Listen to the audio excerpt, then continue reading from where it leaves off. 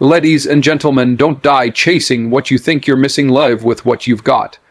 See, too many people spend their days looking at what's not in their hands instead of using what is in their hands. They wake up in the morning already thinking about what they don't have, the relationship they wish they had, the job they think will change everything, the car, the house, the opportunity that's somewhere out there in the distance. They've convinced themselves that happiness lies just beyond the next corner, and if they can just get there, they'll finally feel whole. But that kind of thinking will starve you. It'll rob you of the beauty of right now. Because while your eyes are locked on the horizon, you're blind to the blessings sitting right in front of you. Some people burn out their entire lives chasing a mirage.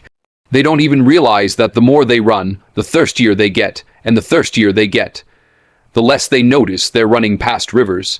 You can spend a lifetime trying to fill your hands with something you think will complete you, but here's the truth: your hands might already be full.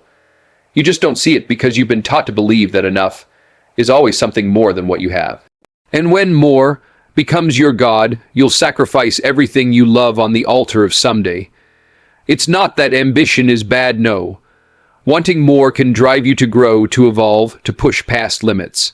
But when the desire for what's next makes you despise what's now, that's when it turns into poison.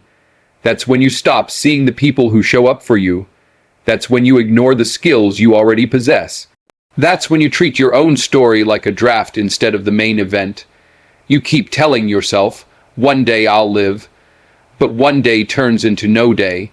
And by the time you stop running, you might realize the thing you were chasing was never real, or worse, that you already had it and didn't even know.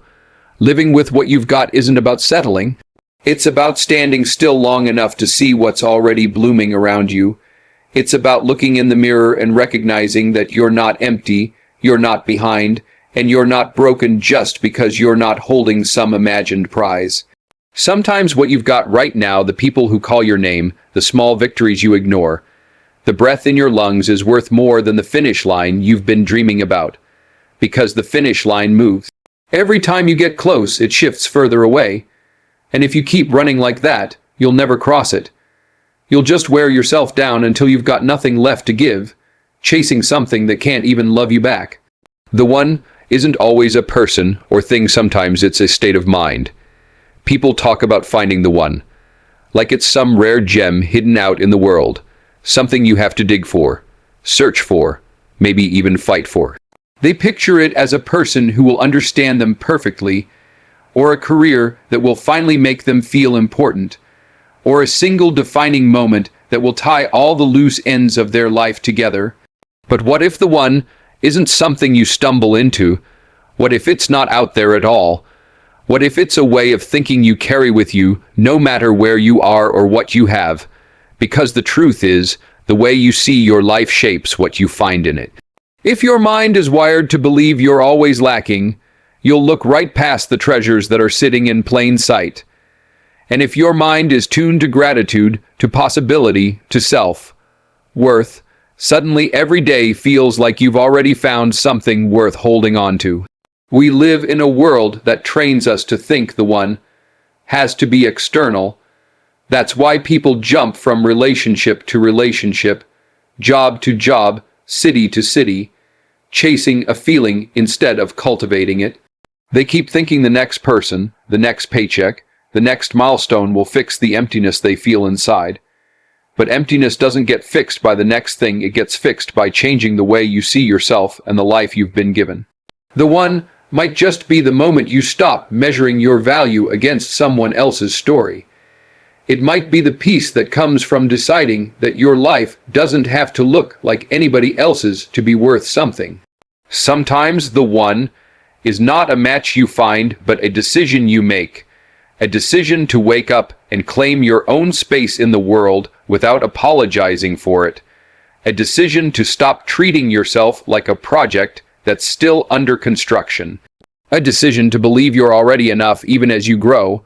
Because when you carry that kind of mindset, every room you walk into feels different. People notice it. Opportunities notice it. Life starts moving in ways it never could when you were convinced you were still waiting for something. You see, a state of mind is portable.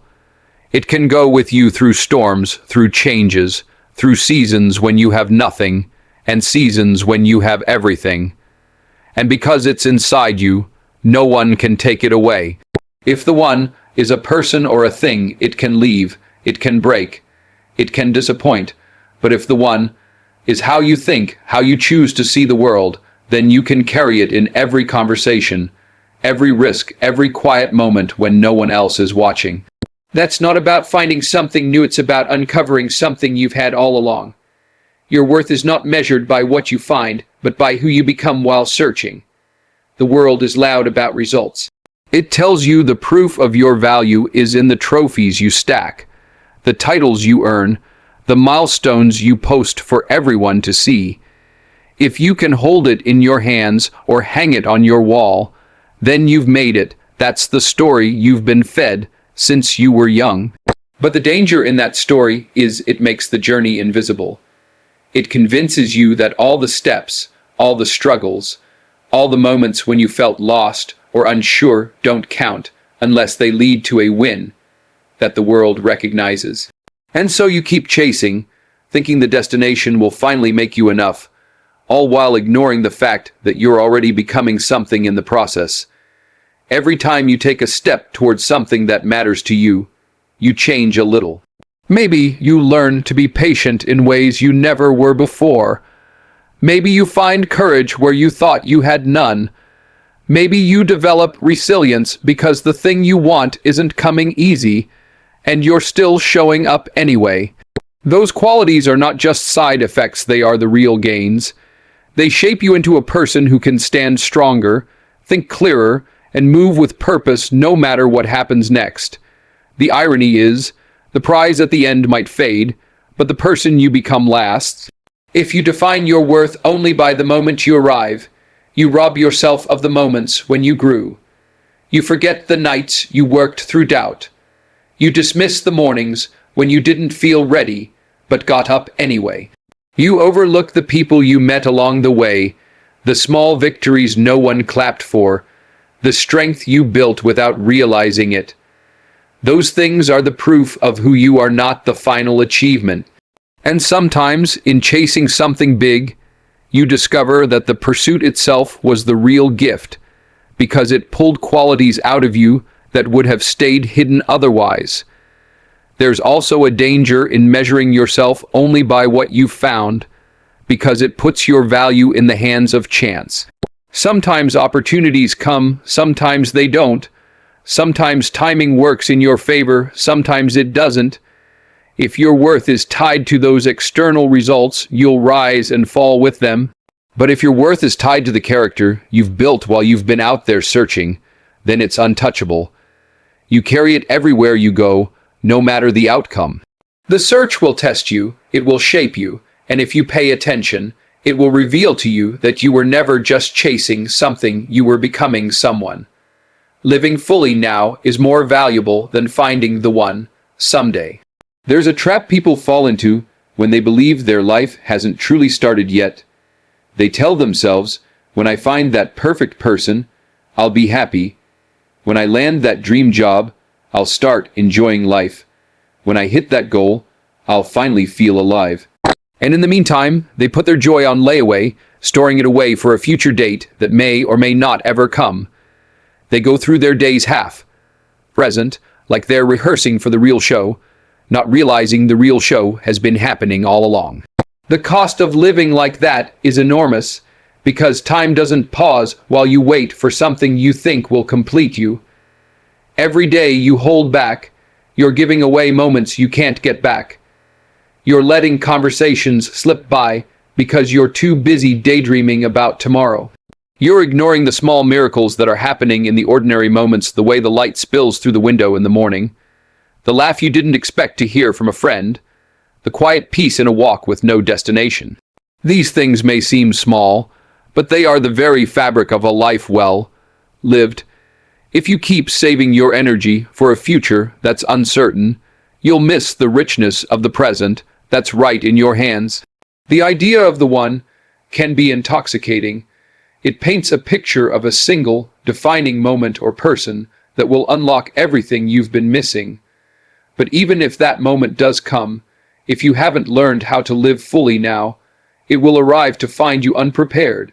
You'll have built a habit of postponing your joy, of telling yourself life begins later, and that habit won't break just because something new shows up.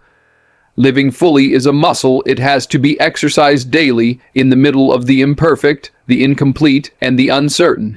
There's power in choosing to engage with life as it is, not just as you want it to be. It means showing up to today like it matters, because it does. It means pouring yourself into conversations, work, relationships, and experiences without holding back for a better time. It means recognizing that the path you're walking right now is not just a waiting room, it's the stage where your story is being told in real time. And the more fully you live in it, the more that story takes shape into something you're proud of. When you live fully now, the future becomes a bonus, not the whole point. You stop treating today as a placeholder and start treating it as part of the prize. And in doing that, you not only make your present richer, but you also prepare yourself to meet whatever or whoever the one turns out to be, from a place of wholeness instead of desperation.